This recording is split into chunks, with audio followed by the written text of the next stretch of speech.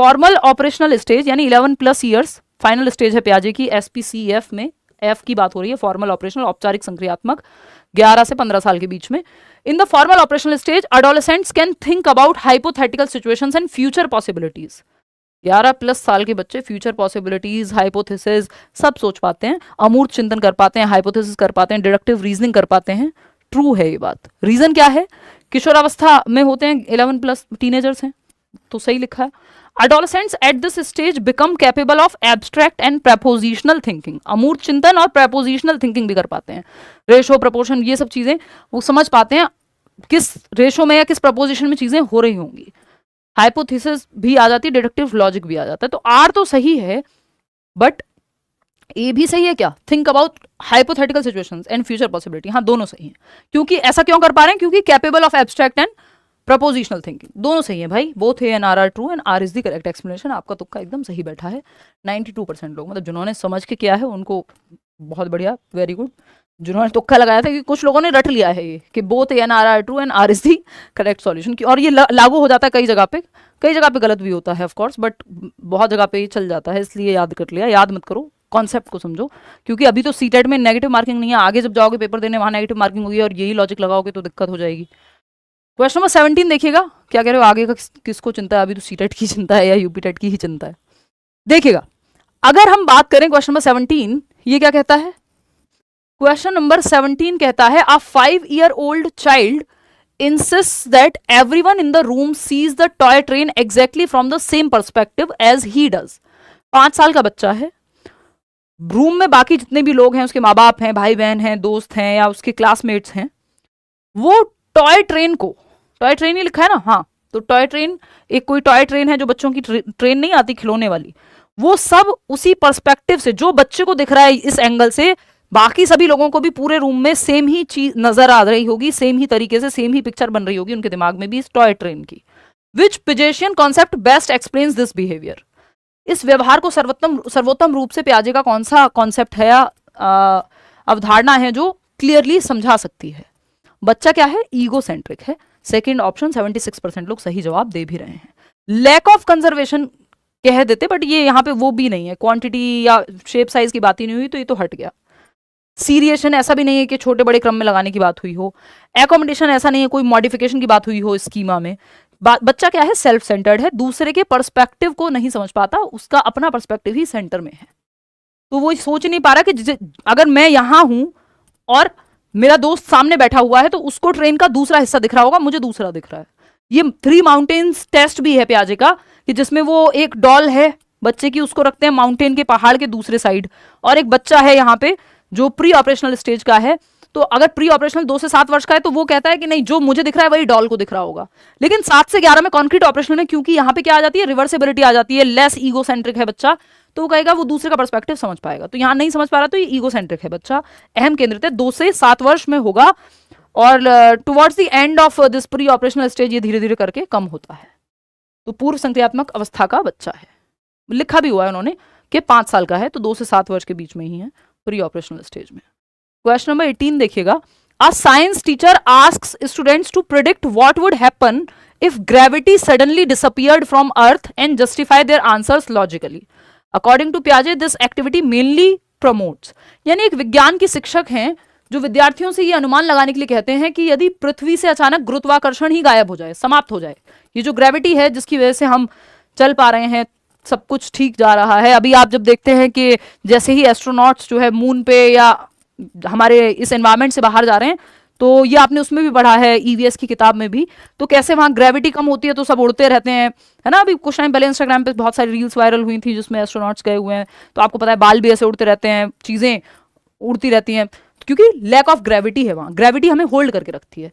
तो जब हमें ये पूछा जा रहा है, एक टीचर के द्वारा ये सवाल किया जा रहा है कि जहां ग्रेविटी मान लो डिसअपियर हो जाए पूरी धरती से ही, तो हम ऐसे तो खड़े नहीं हो पाएंगे, उड़ने लग जाएंगे, कुछ तो हो जाएगा उल्टा पुल्टा, सब तहस नहस। Justify their answers logically, logic देने को कहा है टीचर ने। अकॉर्डिंग टू पियाजे दिस एक्टिविटी मेनली प्रमोट्स, किस तरह के चिंतन को प्रमोट करेगी। अब यहाँ पे आपको हाइपोथेसिस करना पड़ेगा, डिडक्टिव रीजनिंग करनी पड़ेगी, इमेजिनेशन, वो भी लॉजिक के आधार पे। और ऊपर से ये क्वेश्चन देख के लग रहा है कि 5वीं क्लास के बच्चे से पूछने वाला सवाल है भी नहीं। तो 11+ ईयर्स का बच्चा होगा और फॉर्मल ऑपरेशनल स्टेज में होगा तब जाके वो इसको प्रॉपरली जो तर्क के साथ, तार्किक औचित्य के साथ बता पाएगा। हाइपोथेटिकल डिडक्टिव रीजनिंग का इस्तेमाल करके अमूर्त चिंतन लगेगा, बेसिकली एब्स्ट्रैक्ट थिंकिंग लगेगी, इमेजिन करना पड़ेगा लॉजिक के आधार पे, तो जो बाकी स्टेजेस में नहीं होता। ये एनिमिस्टिक थिंकिंग तो फिर निर्जीव व सजीव समझना बहुत ही छोटी चीज हो जाएगी। तो ऑप्शन 3 जो कि कितने लोग दे रहे थे, इसमें आप लोगों ने गलतियां की है 66% लोग, फिर ठीक है, मुझे लगा 66 जो है उल्टा दे रहे थे। क्वेश्चन नंबर 19 देखिएगा, ये क्या कहता है, असर्शन है यानी कथन है, अकॉर्डिंग टू पियाजे maturation alone is sufficient for cognitive development.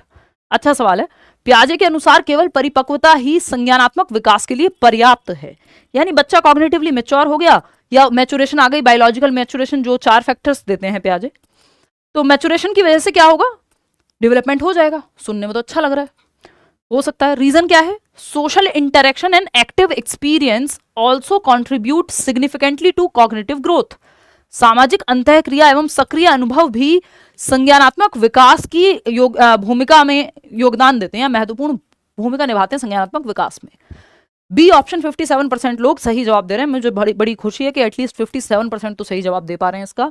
देखो ये आपको बहकाने के लिए इन्होंने ये कथन दिया था कि पियाजे के अनुसार केवल, ये जो केवल लगाया ना इसने आंसर गलत कर दिया, ये ओनली वाले जवाब वैसे भी खतरनाक होते हैं। तो पियाजे के अनुसार केवल परिपक्वता ही संज्ञानात्मक विकास के लिए पर्याप्त है। 4 फैक्टर्स दिए उन्होंने, जैसे 4 स्टेजेस दी हैं, कल परसों भी किसी क्लास में बताया था। सिर्फ मैचुरेशन की बात नहीं की है उन्होंने, 4 फैक्टर्स MESE जमानों से डिस्कस करती आ रही हूं, बाद में सब लोग भी करने ही लगे हैं, तो ये तो अब आपको सबके थ्रू ही पता लग जाना चाहिए कि आप मैचुरेशन की अगर हम बात करें यानी परिपक्वता, जेनेटिक होती है ये या हेरिडिटी को महत्व देते हैं पियाजे, इस बात से ये पता लगता है कि आपका जो मैचुरेशन है, जेनेटिक एपिस्टेमोलॉजी को वो बढ़ावा देते हैं कि कैसे जेनेटिक्स की वजह से मैच्योरिटी आती है। मैच्योरिटी हाईली रिलेटेड है हेरिडिटी से। आप 2 साल के बच्चे को साइकिल चलाना नहीं सिखा सकते क्योंकि अभी वो मैच्योर नहीं है, और उसकी हड्डियों में जान आप खुद से नहीं डालेंगे, वो नेचुरल प्रोसेस है, दांत आपने निकाले नहीं है, खुद से निकले हैं मैच्योरिटी के चलते एक सर्टेन एज पे। ऐसे आपका दिमाग भी सर्टेन एज पे कुछ क्षमताओं के साथ प्रकट होता है, करता है अपने आप को। तो मैच्योरिटी इसमें एक रीजन है कि जेनेटिकली अगर मैच्योर नहीं है या हेरिडेटरी मैच्योरेशन नहीं है, बायोलॉजिकल मैच्योरेशन जिसको वो कहते हैं, जिसको बायोलॉजिकल रेडीनेस वाला जो सवाल आया था उसको मैच्योरिटी कह सकते हैं। तो ये एक फैक्टर है, ओनली फैक्टर नहीं है, या अलोन सिर्फ मैच्योरिटी से नहीं हो रहा कॉग्निटिव डेवलपमेंट, और भी चीजें हैं जैसे एक्सपीरियंस। एक्सपीरियंस मतलब एक्टिविटी करके सीखना, बच्चा एक्टिव रहता है, मैच्योरिटी आती है, ठीक, 2 फैक्टर हो गए। सोशल एक्सपीरियंस, ये अब वाइगॉत्स्की के जैसे सोशल इंटरेक्शन की बात नहीं कर रहे हैं, उनका वो सोसाइटी कल्चर को बहुत ज्यादा महत्व देते हैं, लेकिन ये भी कह रहे हैं भाई आप समाज में भी हो तो अनुभव तो ले ही रहे हो, बेशक अपनी समझ बनाओगे, अपनी मीनिंग मेकिंग करेगा बच्चा, लेकिन सोशल एक्सपीरियंस तो लेगा ही, सोशल एक्सपीरियंस, तो ये भी महत्वपूर्ण है। और इक्विलिब्रेशन जिसको हम कहते हैं, इक्विलिब्रेशन जिसको हम संतुलन कहते हैं, जिसमें आती है प्रक्रियाएं 2। एक प्रक्रिया है उसमें ऑर्गेनाइजेशन की यानी संगठन की, पियाजे की थियोरी अगर आपने ना देखी हो तो देखना, या बैच में है तो आगे करेंगे हम, ऑर्गेनाइजेशन। और दूसरी क्या है, अडेप्टेशन की प्रक्रिया। इस अडेप्टेशन की प्रक्रिया में एसिमिलेशन और एकोमोडेशन आते हैं, आत्मसातीकरण और समायोजन, एकोमोडेशन, ठीक है जी, ये कहानी है। और इसी के अंदर फिर डिसइक्विलिब्रियम भी आता है, क्योंकि अडेप्ट आप ऐसे ही तो नहीं कर लेते हो, कॉन्फ्लिक्ट आता है, फिर आप एकोमोडेट करोगे, फिर बैलेंस अचीव करोगे, इक्विलिब्रियम अचीव होगा, ठीक है ना। तो ये तीनों फैक्टर भी तो महत्वपूर्ण है भाई, सिर्फ मैचुरेशन थोड़ी। भाई पियाजे के कॉग्निटिव डेवलपमेंट में इन्होंने कहा अकॉर्डिंग टू पियाजे maturation alone is sufficient for cognitive development, बाकी 3 कहां जाएंगे फिर, हैं? बाकी 3 कहां जाएंगे, तो अलोन नहीं होगा। इज इंपॉर्टेंट लिखा होता या इंपॉर्टेंट फैक्टर है तो चल जाता, alone important, only maturation important, गलत बात, ना मुन्ना ना। तो A is wrong, are is सही, कि social interaction and active experience जो MESE है उसमें बात हुई है ना, एक्सपीरियंस यानी एक्टिव एक्सपीरियंस और सोशल एक्सपीरियंस की। और क्या था आपका, इक्विलिब्रेशन, उसकी बात यहाँ पे नहीं लिखी है, बट ये दोनों बातें तो सही ही है। तो A is false but R is true. कितने लोग दे रहे हैं सही जवाब, बताओ फटाफट। 67% लोग। फाइनली शुरुआत में आप 51% और समथिंग 57 शायद % दे रहे थे। तो इतनी बात क्लियर है। क्वेश्चन नंबर 20 देखिएगा, ठीक से अगर आप पढ़ लेंगे तो पेडागोजी की आधी प्रॉब्लम सॉल्व हो जाती है, अगर आप ठीक से सवाल नहीं पढ़ रहे हैं तो गड़बड़ हो जाएगी, ठीक है। एड्स बहुत आ रहे हैं। अरे यार थोड़े बहुत ऐड तो देख लो। देख लो थोड़े बहुत ऐड, कितने लोगों की सैलरी जाती है इन ऐड से।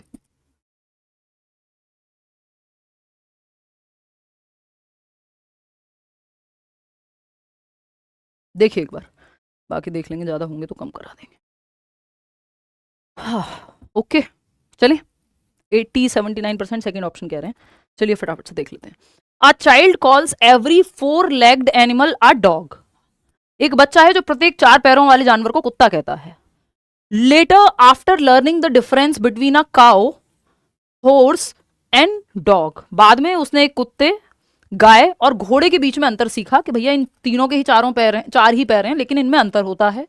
यानी पहले जब उसको लगता था कि 4 पैर होते हैं तो वो अपने एसिमुलेट कर चुका था, कॉग्निटिव बैलेंस में रहेगा, इक्विलिब्रेशन में रहेगा।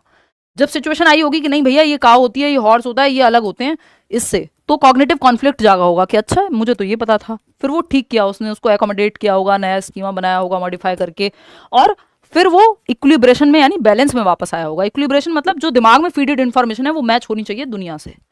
ठीक है, कि मुझे पता है कि पेन इसको कहते हैं और मैंने पेन देखा तो कहा हाँ पेन, ये ना हो कि पता लगे मुझे ये पेन नहीं है तो कुछ और ही निकला, तो फिर कॉग्निटिव कॉन्फ्लिक्ट आएगा, फिर मुझे अपना स्कीमा चेंज करना पड़ेगा। ठीक है, तो and dog the child modifies the existing mental schema, तो बच्चा अपने मानसिक स्कीमा में परिवर्तन करता है। दिस मॉडिफिकेशन इलस्ट्रेट्स, ये मॉडिफिकेशन क्या कहलाता है सरकार, ये पूछा है हमसे। ये तो आप फॉर्चुनेटली मान लो कि इसमें अडेप्टेशन नहीं लिखा हुआ है, नहीं तो आप लोग कंफ्यूज हो जाते हैं, है ना। मेंटल स्कीमा में, एग्जिस्टिंग मेंटल स्कीमा में वो मॉडिफिकेशन करेगा, तो ये जो मॉडिफिकेशन है ये कहलाएगी एकोमोडेशन ही। ये दोनों प्रक्रियाएं अडेप्टेशन में आती हैं, लेकिन ये जो मॉडिफिकेशन किया है, समायोजन चेंज किया है पुराने स्कीमा में, मॉडिफाई किया है, तो ये एकोमोडेशन ही कहलाएगा। जस्ट ऐड किया होता तो एसिमुलेशन होता, दोनों को मिला के पूछ रहा होता तो एडेप्टेशन कहते हैं। इसमें तो सही जवाब दिया आप लोगों ने, 80% लगभग, 80 दिख रहा है मुझे भी जाते हुए। चलो क्वेश्चन नंबर 21 देखो, इसी बात पे 10-12 सवाल और हैं। Which educational implication follows from Piaget's theory, यानी पियाजे की थियरी को क्लासरूम में जब अप्लाई करेंगे, एजुकेशनल इम्प्लीकेशन की अगर हम बात करें, शैक्षिक निहितार्थ की बात करें, तो इसको क्लासरूम में कैसे अप्लाई करेंगे इसकी चर्चा हो रही है। जब हम बैच में पढ़ते हैं तो हम लगभग हर थियरी को, एजुकेशनल इम्प्लीकेशन हम पढ़ते हैं कि उसको क्लासरूम में कैसे अप्लाई करेंगे, है ना, क्लासरूम में किस काम आती है। तो पियाजे की थियरी की अगर हम बात करें तो कौन सी एक चीज़ होगी जो क्लासरूम में अप्लाई की जा सकती है पियाजे की थियरी से, या करते हैं। सेकंड ऑप्शन 92% लोग कह रहे हैं, चलिए देख लेते हैं। पहला ऑप्शन देखेंगे पहले, children should be taught abstract ideas very early. भाई शुरुआती बच्चों को बहुत प्रारंभ में ही, यानी कम उम्र में ही उनको अमूर्त चिंतन सिखा दो, जो कि सबसे लास्ट स्टेज में आ रहा है 11+ साल में। तो ये तो गलत हो गया, पियाजे के अकॉर्डिंग थोड़ी जा रहे हैं, ये तो पियाजे की मानी नहीं बात आपने। Learning experiences should be matched या शुड मैच डेवलपमेंटल लेवल, कि भाई जो अधिगम के आप अनुभव दे रहे हो या क्लासरूम में जो एक्टिविटीज हो रही हैं, जो सिलेबस पढ़ाया जा रहा है, जो करिकुलम है जिसमें एक्टिविटीज प्लान हो रही हैं, वो बच्चे के कॉग्निटिव लेवल के हिसाब से होनी चाहिए। कि 7 से 11 वर्ष का बच्चा है तो कॉन्क्रीट चीजें सिखाइए, 11 से 15 में है तो अमूर्त, सिलेबस भी उसी हिसाब से डिजाइन है, उसी हिसाब से कॉम्प्लेक्स चैप्टर्स आएंगे, कि सेम चैप्टर 6th क्लास की बुक में अलग होगा, 9th क्लास में अलग होगा, क्योंकि वो कॉग्निटिव मेच्योरिटी के हिसाब से डिजाइन किया गया है, विच इज राइट। पनिशमेंट की बात प्याजे कभी नहीं करेंगे, पनिशमेंट एनहेंसेस कॉग्निटिव ग्रोथ, दंड से दिमाग बढ़ जाता है, सब फालतू बातें हैं। रोट लर्निंग, इनकी बात कभी भी प्याजे वाइगॉत्स्की करेंगे ही नहीं। क्लियर, 93% लोग सही जवाब दे रहे हैं, बहुत बढ़िया। सेकंड ऑप्शन आसान सवाल, लेकिन लैंग्वेज का प्ले है पेडागोजी में कई बार, स्पेशली प्याजे वाइगॉत्स्की के केसेस में तो बहुत पेडागोजी में लैंग्वेज प्ले रोल प्ले कर जाती है काफी। पियाजे's थियरी एम्फसाइजेस दैट डेवलपमेंट, पियाजे का सिद्धांत इस बात पर बल देता है कि विकास क्या है भाई डेवलपमेंट पियाजे के अकॉर्डिंग, बताओ फटाफट, जल्दी बताओ बहुत तेजी से।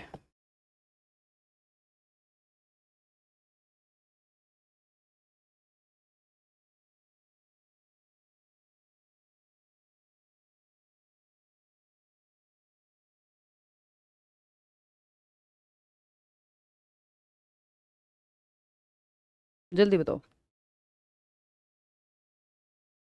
क्या कह रहे हो, हम तो बता चुके हैं, आप ही आ जाओ फोन से निकल के। एनीवे 72% लोग, मतलब आप ही को चैटिंग आती है, 72% लोग जवाब दे रहे हैं सेकेंड ऑप्शन, जो कि सही है, मुझे खुशी है कि आप ये सही जवाब दे रहे हैं। देखिए, Piaget's theory emphasises that development, यानी पियाजे का सिद्धांत इस बात पर बल देता है कि विकास अकर्स इंडिपेंडेंटली ऑफ मैचुरेशन। ये बहुत बड़ी गलती हो जाएगी अगर हम ऐसा मानेंगे। अभी हमने इससे पहले पहले क्वेश्चन में या 2-3 क्वेश्चन पहले खूब अच्छे से समझा था कि only maturation, no no no, या सिर्फ ये कहते हैं इंडिपेंडेंटली ऑफ मैचुरेशन कि मैचुरेशन की जरूरत नहीं है, तो भी गलत है। कि परिपक्वता से स्वतंत्र होता है जो विकास है, पियाजे का सिद्धांत ये कह रहा है नहीं भाई, मैच्योरिटी, जेनेटिक्स, हेरिडिटी इंपॉर्टेंट है, बायोलॉजिकल मैचुरेशन या रेडीनेस जिसको कहें वो महत्वपूर्ण है। ठीक है, अकर्स थ्रू इनवेरिएंट स्टेजेस, ये बात एकदम सही है कि निश्चित एवं क्रमबद्ध अवस्थाओं से होकर के गुजरता है विकास। SPCF ये फिक्स्ड स्टेजेस हैं पियाजे की, और ये कहते हैं विकास डिसकंटिन्यूअस है क्योंकि इन्हीं स्टेजेस से होकर के विकास की प्रक्रिया गुजरती है। बात हो गई खत्म। डिपेंड्स मेनली ऑन रिवॉर्ड्स की बात तो पियाजे करेंगे ही नहीं। इज कंप्लीटली कॉन्टिन्यूअस, ये भी उल्टा हो जाएगा, डिसकंटिन्यूअस कह रहे हैं वो तो विकास को। तो आप तो बहुत स्मार्ट लोग हैं, आप सही जवाब दे देते हैं। 73% लोग सेकेंड ऑप्शन कह रहे हैं, जो कि सही है। इनवेरिएंट स्टेजेस यानी निश्चित और क्रमबद्ध अवस्थाएं हैं। इनवेरिएंट है, वेरिएंट नहीं है, चेंज नहीं हो सकता, फिक्स्ड है। स्टेजेस सेम रहेंगी, दुनिया के किसी कोने का बच्चा हो, कहीं भी पियाजे की थियरी पढ़ोगे यही 4 स्टेजेस रहेंगी। क्वेश्चन नंबर 23 देखिएगा, विच of the following children is most likely in the concrete operational stage. आपको बच्चे के लक्षण देख के पहचानना है कि 7 से 11 वर्ष की उम्र में कौन सा बच्चा होगा इन 4 ऑप्शंस में से। A child engaged in reflex actions, तो ये जन्म से 2 वर्ष का बच्चा होगा, 7 से 11 का नहीं, हट गया। A child unable to conserve quantity, ये 2 से 7 या जन्म से 2 दोनों ही हो जाएगा। वैसे जनरली अनेबल की बात करते हैं तो 2 से 7 में मान के चलते हैं कि प्री ऑपरेशनल का होगा, तो ये भी कॉन्क्रीट में तो नहीं है, हमें तो कॉन्क्रीट वाला चाहिए। A child arranging objects according to size, अभी एक सवाल किया था, याद हो तो मित्र, क्या था वो, कि साइज में असेंडिंग डिसेंडिंग ऑर्डर में लगा पाना, अनुवर्ती और अपवर्ती क्रम में, बढ़ते और घटते क्रम में, कि 1 से 100 तक की गिनती और 100 से 1 तक उल्टा, असेंडिंग डिसेंडिंग, ये 7 से 11 कॉन्क्रीट ऑपरेशनल। याद है ना, CCS कॉन्क्रीट ऑपरेशनल में ये 3 चीजें आती हैं, कंजर्वेशन, क्लासिफिकेशन और सीरिएशन। ठीक है, तो ये तो हम नहीं कहेंगे, ये दोनों तो हट ही जाते हैं, प्रतिवर्ती और ये सब नहीं आएगा। वस्तुओं को आकार के अनुसार क्रमबद्ध लगाने वाला सीरिएशन। अमूर्त विचार तो 11+ में आएंगे, तो इसलिए यहां पे हम नहीं कह सकते कि ये कॉन्क्रीट वाला बच्चा होगा। हमसे कॉन्क्रीट पूछा था, थर्ड ऑप्शन राइट है, 77% लोग सही जवाब दे भी रहे हैं। आगे बढ़ेंगे, क्वेश्चन नंबर 24 देखिएगा, which ability emerges first according to पियाजे। पियाजे के अनुसार इन 4 में से सबसे पहले कौन सी क्षमता विकसित होती है या प्रदर्शित होती है? फटाफट से बताओ, अब तो पानी भी खत्म हो गया है, जल्दी बताओ। कल से बड़ी बॉटल रखवाओ यार, क्लासेस बड़ी हो गई हैं।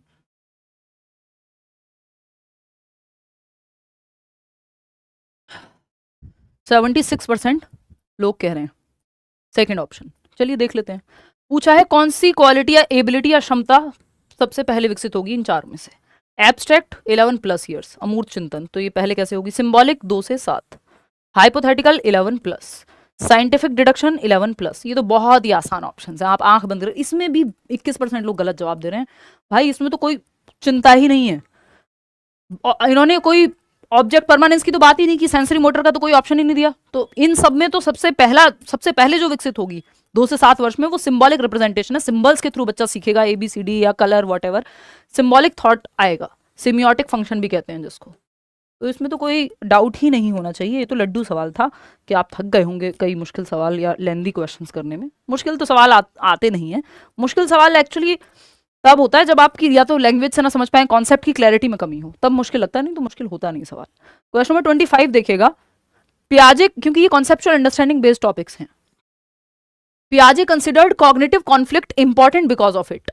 पियाजे के अनुसार संज्ञानात्मक संघर्ष जो है, जो कॉग्निटिव कॉन्फ्लिक्ट है, डिसइक्विलिब्रियम कह सकते हैं आप दूसरे शब्दों में। ये तो आपके दिमाग में आज बैठ गया होगा, मैंने स्पेशली इसी के 2-3 क्वेश्चन रखे हैं क्योंकि इसको हम कई बार अवॉइड कर जाते हैं, पता नहीं लगता, और ये ऐसे सवाल होते हैं जो हमें पता होते हैं बट गलत हो जाते हैं फिर। तो 86% लोग सही जवाब दे रहे हैं क्योंकि हम 2-3 सवाल इसके कर चुके हैं कि पियाजे considered cognitive conflict important because rote learning की बात थोड़ी पियाजे करेंगे, तो वो इंपॉर्टेंट क्यों होगा जिसमें रटने की बात होगी।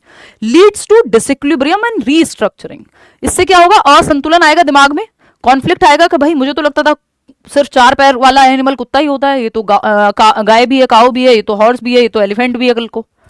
तो डिसइक्विलिब्रियम पहले आया कि बैलेंस नहीं है दिमाग में, लेकिन इसकी की वजह से, इस कॉन्फ्लिक्ट की वजह से रीस्ट्रक्चरिंग होगी, नया स्कीमा बनेगा जिससे कॉग्निटिव डेवलपमेंट होगा। कंफ्यूजन हुई है? तब क्लियर करोगे तो और अच्छा बेहतर, अब आपका लेवल बढ़ जाएगा, यानी ये कॉग्निटिव डेवलपमेंट में हेल्पफुल है। डिस्करेजेस इंडिपेंडेंट थिंकिंग, ऐसा नहीं है ना। प्रिवेंट्स एकोमोडेशन, बिल्कुल नहीं है, एकोमोडेशन तो होगा, इंडिपेंडेंट थिंकिंग तो बढ़ेगी जब कंफ्यूजन आया है तो ये सेकंड ऑप्शन यहाँ सही है। क्वेश्चन नंबर 26 देखिएगा, a child says if I was rude yesterday that is why it rained today. यानी एक बच्चे ने कहा क्योंकि मैं कल रूड था, बदतमीजी से मैंने व्यवहार किया कल, इसलिए बारिश हुई है ना, गुस्सा आया मुझे इसलिए बारिश हुई है, या मेरा यार हंस रहा है बारिश की जाए। दोनों ही बातों में आप समझ रहे हैं किस तरफ ले जा रहा है हमें। This reflects what, logical reasoning तो इसमें दूर दूर तक नहीं है, रिवर्सिबिलिटी भी इसमें नहीं है, कंजर्वेशन है ही नहीं, बचा ही नहीं कोई ऑप्शन। आर्टिफिशियलिज्म एक कॉन्सेप्ट है जिसकी बात प्याजे करते हैं, जनरली कॉमनली यूज नहीं है बट होते, इसके बारे में बात है कि जहां लगता है बच्चों को कि सब कुछ जो भी नेचुरल फिनोमिना है या जो भी हो रहा है ये नदियां भगवान ने बनाई हैं या हमने बनाई हैं या व्हाटएवर किसी ने बनाई हैं टाइप्स, ठीक है ना। तो ये आर्टिफिशियलिज्म का कॉन्सेप्ट है जिसमें आप कह सकते हो बाद में कि एनिमिज्म भी आसपास ही रहता है। तो ऑप्शन ही कोई और आपके पास बचता नहीं है, सेकंड ऑप्शन आंख बंद करके आप कह देंगे। चलिए आगे बढ़ते हैं नेक्स्ट क्वेश्चन पे। नेक्स्ट क्वेश्चन क्या है, question number 27, which statement is most consistent with Piaget's view of intelligence. पियाजे की बुद्धि संबंधित अवधारणा के संदर्भ में कौन सा सबसे कंसिस्टेंट है या सही बात है। इंटेलिजेंस फिक्स है बर्थ पे, फिर तो पियाजे कहते हैं ये maturity, experience, social experience, equilibration, इन सबसे संज्ञानात्मक विकास की जरूरत ही नहीं थी, फिर तो लर्निंग की कोई इंपॉर्टेंस ही नहीं होती। इंटेलिजेंस फिक्स है, अब बस या तो सीख पाओगे या तो नहीं सीख पाओगे, ऐसा तो पियाजे नहीं कह रहे हैं। इंटेलिजेंस स्टेजेस फिक्स हैं पियाजे की, इंटेलिजेंस फिक्स है ये नहीं कह रहे हैं पियाजे, दो चीजों में अंतर है। फिर है intelligence develops through adaptation to the environment, ये बात एकदम सही है कि अडेप्ट करके, जिसमें एसिमिलेशन और एकोमोडेशन, आत्मसात और समायोजन शामिल है, उस पर भी अभी 2-3 क्वेश्चन कराऊंगी, तो उसके द्वारा बच्चा सीखता है, उसकी इंटेलिजेंस विकसित होती है। मेनली ऑन रिवॉर्ड की बात पियाजे नहीं करेंगे। Intelligence is unrelated to maturation, बिल्कुल भी नहीं, रिलेटेड है भाई, मैचुरेशन तो जरूरी है, biological maturation. Second option is the right answer. Question number 28 देखिएगा, पियाजे would most likely criticise traditional examinations because. पियाजे जो है जो पारंपरिक तरीके से पेन पेंसिल टेस्ट हैं जो सिर्फ याद रखने पे फोकस करते हैं, है ना, या टीचर सेंटर्ड मेथड्स हैं, उनको क्रिटिसाइज करेंगे। उसका रीजन क्या है, पहला ऑप्शन है प्रमोट एक्टिव एक्सप्लोरेशन लेस, क्योंकि ये ट्रेडिशनल एग्जामिनेशंस जो हैं ये सक्रिय अन्वेषण को कम बढ़ावा देते हैं, एक्टिव एक्सप्लोरेशन को कम प्रमोट करते हैं। बात सही है कि नहीं है, आप लोग कह रहे हैं सेकंड ऑप्शन, क्यों भाई आपने पढ़ा नहीं ठीक से सवाल। Encourage peer learning, traditional examinations नहीं करते हैं पीयर लर्निंग को एनकरेज, वो तो रट्टाफिकेशन को एनकरेज करते हैं कि आप बस रट लीजिए फिर पेपर में उगल के आ जाइए, कौन कितना इंटेलिजेंट है, जितना वो जो उसने याद किया था उसको पेपर पे पलट के आ गया हो, वॉमिट करके आ गया हो। Active participation, peer learning, cooperation, ये सब तो चेक ही नहीं होता ट्रेडिशनली। ये तो हम आज के जमाने में बात कर रहे हैं ना कि कंस्ट्रक्टिव की तरफ ले जाएं, तो सहपाठी अधिगम को कहां बढ़ावा देते हैं, ट्रेडिशनल पारंपरिक तभी तो है वो, क्योंकि उनमें चेंज की जरूरत थी, मॉडर्न नहीं है वो, ट्रेडिशनल है, ट्रेडिशनल अप्रोच है, कंस्ट्रक्टिविस्ट या रचनात्मक अप्रोच नहीं है जो पियाजे जिसकी बात करेंगे। सपोर्ट्स कंस्ट्रक्टिविज्म, ये होता तो फिर तो कोई बात ही नहीं थी, फिर वो इनको क्रिटिसाइज नहीं करते, इनको तो प्रमोट करते, ट्रेडिशनल को प्रमोट करते अगर ये सब गुण होते उसमें, तो कॉग्निटिव कॉन्फ्लिक्ट को प्रमोट करते हैं, नहीं वो कहते हैं ये रट लो इससे हो जाएगा। तो first option is the right answer, इस वजह से क्रिटिसाइज करते हैं क्योंकि एक्टिव एक्सप्लोरेशन बच्चा सक्रिय ही नहीं है, जो ट्रेडिशनल टेस्ट है उसमें बस रट्टाफिकेशन फोकस ज्यादा किया जाता है। क्वेश्चन नंबर 29 देखिएगा, the process through which children fit new information into existing schemas. ये बहुत जरूरी था सवाल कराना, नहीं तो ऐसा हो जाता कि आप अच्छे अलग अलग तरह के सवाल कर लिए बट जो बेसिक है वो मिस हो जाता, उसमें गलती कई बार लोग करते हैं, तो ये जरूरी होता है कि कुछ सवाल तो आपको कराने ही पड़ेंगे। अब देखो इसमें भी कई लोग गड़बड़ कर रहे हैं, देखिए थर्ड ऑप्शन कह रहे हैं 48% लोग समझते हैं, the process through which children fit new information into existing schemes. बिल्कुल सही बात है कि नई इंफॉर्मेशन को, न्यू इंफॉर्मेशन है, ये आपके ब्रेन का स्कीमा है, ये हार्ट बन गया, ब्रेन का स्कीमा है, ये मान लीजिएगा, ड्राइंग तो मेरी माशाल्लाह आपको पता ही है, आई मीन खतरनाक है, ये ब्रेन का स्ट्रक्चर मान रहे हैं हम कि आपने अपने दिल में, दिमाग में ऐड कर लिया है, न्यू इन्फॉर्मेशन को फिट इन कर लिया है एग्जिस्टिंग स्कीमा में, पहले से स्कीमा है, इन्फॉर्मेशन ऐड कर लिया कि अच्छा पेन का स्कीमा था, ब्लू कलर का पेन होता है, ये भी ऐड कर लिया, दिस इज एसिमिलेशन, इसमें कुछ भी मॉडिफाई नहीं हुआ है। अगर एग्जिस्ट फिट न्यू इन्फॉर्मेशन, अभी थोड़ी देर पहले बताया था fit new information existing schema में, तो ये एसिमिलेशन होगा जब आप एग्जिस्टिंग स्कीमा में फिट करने के लिए आपको मॉडिफाई करना पड़े उस इंफॉर्मेशन को, या स्कीमा को ही मॉडिफाई करना पड़े, तो एकोमोडेशन है। तो समायोजन है। ऐड करना है एग्जिस्टिंग स्कीमा में, जोड़ ली जानकारी। वह प्रक्रिया जिसमें बच्चे नई जानकारी को अपने पूर्ववर्ती स्कीमा में समाहित करते हैं, तो ये आत्मसातीकरण है, इसमें कोई बैलेंस नहीं हो रहा। अडेप्टेशन की प्रक्रिया में तो ये दोनों ही आते हैं, लेकिन हमें तो एग्जैक्ट जवाब देना है ना। अडेप्टेशन में तो एसिमिलेशन एकोमोडेशन दोनों आ जाएंगे, अगर ये ऑप्शन में नहीं होते एसिमिलेशन एकोमोडेशन तो अडेप्टेशन के साथ जाना पड़ता हमें। समझ रहे हो? इसको ऐसे देखो आप कि जब नई इंफॉर्मेशन को आप फिट इन करते हो तो ये इस पे एक सवाल आता था पहले, मैं आपको बता देती हूँ, याद आ रहा है मुझे, कि सीमा एक बच्ची है जो दाल और चावल को मिक्स करके खाना सीख रही है, यानी कुछ नया सीख रही है। तो अब वो ये एसिमिलेशन कहलाएगा कि एकोमोडेशन कहलाएगा? ये एसिमिलेशन कहलाएगा। क्यों?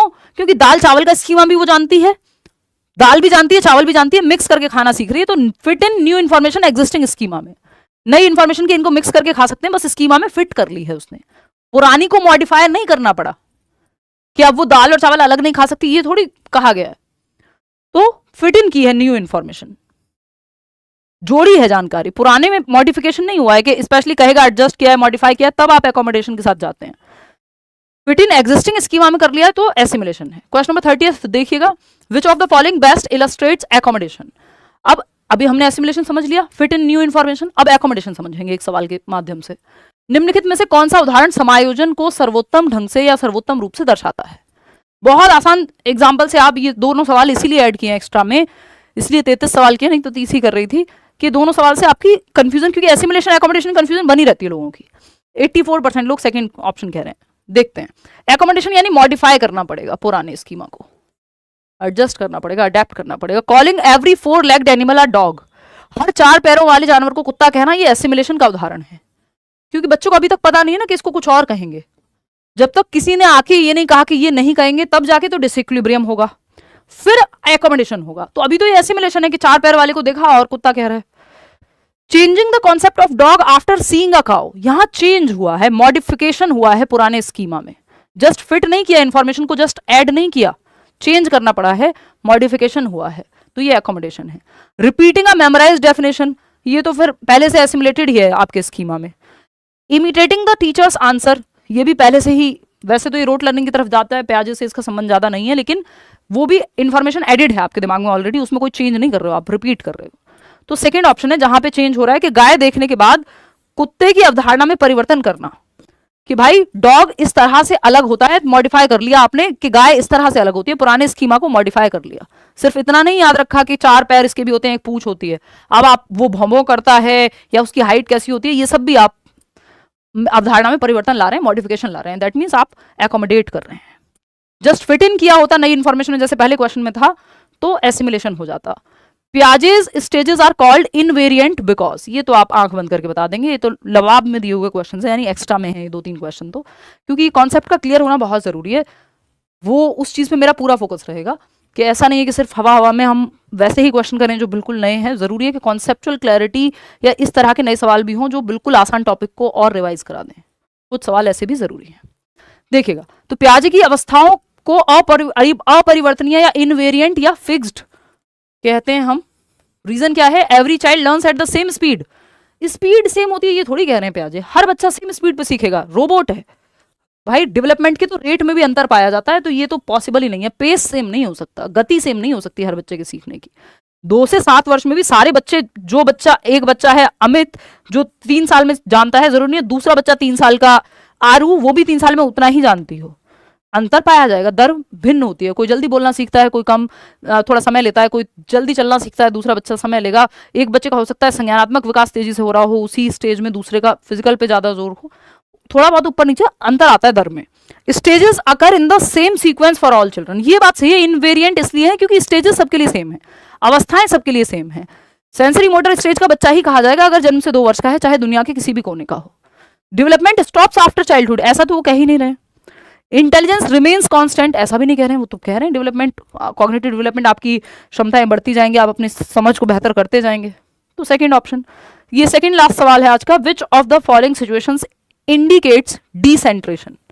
देखो, लैक ऑफ डिसेंट्रेशन होता है तो कंजर्वेशन में दिक्कत आती है, संरक्षण में, क्योंकि आप सारे पहलू देख नहीं पा रहे किसी सिचुएशन के। तो फटाफट से बताएंगे, focusing only on height of liquid तो इंडिकेट्स डिसेंट्रेशन, आप खुद सोचिए, considering both width and height together, तो इसमें तो डिसेंटर हो रहा है क्योंकि चौड़ाई पे भी ध्यान है और हाइट पे भी। डिसेंट्रेशन में जहां प्रॉब्लम होती है, इसका मतलब आप दोनों पहलू देख नहीं पा रहे हैं किसी चीज के। हाँ, ये मैं टेस्ट कर रही थी आपको, सवाल ने कुछ और पूछा है। Assuming others think exactly like one self, इसमें डिसेंट्रेशन थोड़ी, ये तो ईगो सेंट्रेशन है कि आपको लगता है कि आप जैसे आप सोचते हैं वैसे ही सब सोचते हैं। डिसेंट्रेशन में आप विकेंद्रीकरण के किसी चीज को अलग पहलू से देखा जा सकता है, या उसका दूसरा पहलू क्या हो सकता है, एंगेजिंग इन सिंबॉलिक प्लेस का तो कोई लेना देना यहां है ही नहीं, तो ये दोनों ऑप्शन तो हट गए। फिर से पढ़ेंगे सवाल, which of the following situations indicates decentration, विकेंद्रीकरण का गुण कि इस ग्लास की हाइट ये है, विड्थ ये है और कलर ये है, या ये किस मटेरियल का बना है, यानी आप विकेंद्रीकरण कर पा रहे हैं कि एक चीज को मल्टीपल एस्पेक्ट में देखा जा सकता है, कि इस पेन को लिखने के लिए भी इस्तेमाल में ला सकते हैं, जूड़ा बनाने में भी बहुत लोग यूज करते हैं, है ना, कि मल्टीपल तरीके से आप किसी चीज का इस्तेमाल कर सकते हैं, मल्टीपल पहलुओं को देख पाना। तो फोकसिंग ओनली ऑन हाइट, तो ये डिसेंट्रेशन नहीं होता, ये भी एक तरह से सेंट्रेशन होता, कि एक ही चीज पे आप ध्यान केंद्रित करते, ये प्रॉब्लम होता है सेंट्रेशन, जिसकी वजह से कंजर्वेशन नहीं आ पाता, केंद्रीकरण, कि आप सिर्फ हाइट ही देख रहे हैं। अगर कोई बच्चा है जो कह रहा है लंबे ग्लास में ही पानी ज्यादा आएगा, इसका मतलब सेंट्रेशन है, वो सेंट्रेशन का गुण दिखा रहा है या लिमिटेशन दिखा रहा है कि उसका ध्यान ही हाइट पे है। जैसे वो सांप वाला क्वेश्चन था कि रोप के रूप में उस क्ले को बनाया गया, तो जो बच्चे कह रहे थे नहीं जो जिसकी लेंथ ज्यादा है, ये वाली क्ले मिट्टी ज्यादा है और ये कम है, तो इसका मतलब जो कह रहा है कि ये, इसका मतलब वो सेंट्रेशन का गुण दिख रहा है उसमें, लिमिटेशन, केंद्रीकरण के वो उसका सारा ध्यान केंद्रित है इसकी लेंथ पे। लेकिन जो डिसेंटर कर पाएगा वो इसकी लेंथ भी देख पाएगा, विड्थ भी देख पाएगा, वेट कितना है वो भी देख पाएगा, है ना, कलर क्या है वो भी देख पाएगा। तो डिसेंट्रेशन का एग्जाम्पल यहाँ पे considering both width and height together, या और भी अगर कुछ पहलू होगा, शेप साइज, वो भी एक साथ देख पाना, और ये हेल्प करता है डिसेंट्रेशन कंजर्वेशन में, संरक्षण में। संरक्षण क्या है, क्वांटिटी सेम होती है शेप और साइज के बदलने पे, यानी पानी किसी भी आकार के बर्तन में डाल लो उतना ही रहेगा, उसका वॉल्यूम सेम रहेगा, क्वांटिटी नहीं बदलेगी। इसके लिए डिसेंटर करना आना चाहिए, जो कि सेकंड ऑप्शन में दिया हुआ है। आखिरी सवाल देख लो, which of the following would पियाजे most strongly support in mathematics teaching, गणित शिक्षण में पियाजे निम्नलिखित में से किसका सबसे अधिक समर्थन करेंगे? फटाफट से बताएंगे। आज का आखिरी सवाल, इतने दिन से वेट कर रहे थे यार, मैं भी अब जितने दिन हूँ छुट्टी के बाद फिर से वापस से रेगुलर मिलेंगे, अभी तो हूँ 2-3 दिन और, तो कोशिश तो चल रही है कि चाहे दवाई लेके या जैसे भी क्लास हो पाए जितनी हो सकती है। बी ऑप्शन, मेमोराइजिंग फार्मूला, ये तो कभी भी पियाजे कहेंगे नहीं। रेपिटेटिव वर्कशीट, रटने को बार बार रिपीट करने को पियाजे नहीं कहेंगे। मैकेनिकल ड्रिल, अगेन ये रोट लर्निंग है, बच्चा एक्टिव होगा वही ऑप्शन पियाजे के हिसाब से सही है। Learning through manipulation of concrete materials, ठोस सामग्रियों को या मूर्त सामग्रियों को, जैसे कोई क्यूब हो सकता है जो क्लास में एक्चुअल मटेरियल में, टीचिंग लर्निंग मटेरियल में यूज हो रहा हो, कोई क्यूबॉइड हो सकता है, कोई ट्रायंगल हो सकता है ना, कोई सिलेंड्रिकल शेप है जिसको दिखा करके या जिसको यूज करने के लिए दिया जाए बच्चों को एक शेप बनाने के लिए, ब्लॉक्स आजकल आते हैं, तो वो कॉन्क्रीट मटीरियल को मैनिपुलेट करके, यानी उनको यूज करके, मैनिपुलेट करके यानी यूज करके डिफरेंट डिफरेंट वे में बच्चे सीखें, ये मैथमेटिकल लर्निंग में पियाजे कहेंगे, क्योंकि पियाजे कहेंगे बच्चा एक्टिवली लर्निंग करे, एक्टिव हो, कंक्रीट मटेरियल से सीखे, जिस स्टेज में है उस हिसाब से वो एक्टिव होकर के सीखे, सिंपल बात। तो आउट ऑफ 33 क्वेश्चंस कितने आपके ठीक